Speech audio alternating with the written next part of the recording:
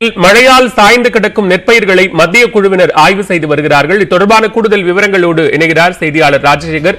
ராஜசேகர், தற்போது மத்திய குழு அந்த பகுதிகளில் நெல் பயிர் பாதிப்பு குறித்து ஆய்வுகளை மேற்கொண்டு வருகிறார்கள். என்னென்ன மாதிரியான அளவீடுகள் இந்த பாதிப்புக்கு எடுத்துக் கொள்ளப்படுகின்றன? விவரங்களை பதிவு செய்யலாம். சில தினங்களுக்கு முன்பு பெய்த கனமழையின் காரணமாக திருவாரூர், தஞ்சாவூர், நாகப்பட்டினம் உள்ளிட்ட டெல்டா மாவட்டங்கள்ல பல லட்சம் ஏக்கர் பரப்பளவுள்ள சம்பா மற்றும் தாளடி நெல் பயிர்கள் என்பது முழுமையாக வயல் நிலங்கள்ல சாய்ந்தது.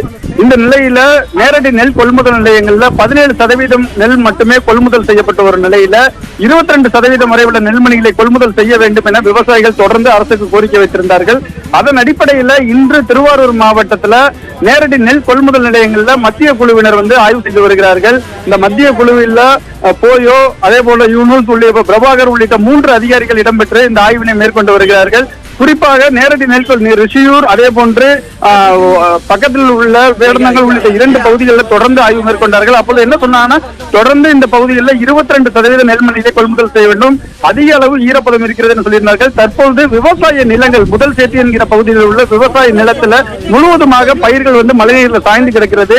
அந்த பயிர்களை எடுத்து விவசாயிகள் வந்திருக்கக்கூடிய மத்திய குழுவினருடன் நேரடியாக காண்பித்து வருகிறார்கள். அந்த காட்சிகளை தான் நேரடியாக பார்த்து வருகிறோம். அப்பொழுது விவசாயிகள் இந்த நெல்மணிகளின் ஈரப்பதம் 26% மேல் இருக்கிறோம், தொடர்ந்து இதை காய வைப்பதற்கு கூட உலர் வைப்பான்கள் இங்கு இல்லாமல் இருக்கிறது. ஆகையால் எங்களுக்கு 22% ஈரப்பதம் என்பது நேரடி நெல் கொள்முதல் நிலையங்களில் கொள்முதல் செய்ய அரசு அதிகாரிகள் உத்தரவிட வேண்டும் என்ற கோரிக்கையை முன்வைத்திருக்கிறார்கள். தொடர்ந்து திருவாரூர் மாவட்டத்தில் பல்வேறு இடங்களில் உள்ள நேரடி நெல் கொள்முதல் நிலையங்களில் இந்த மத்திய குழுவினர் தொடர்ந்து ஆய்வு செய்ய இருக்கிறார்கள். பாலவேல், நன்றி ராஜசேகர், விரிவான விவரங்களை பதிவு செய்தமைக்கு.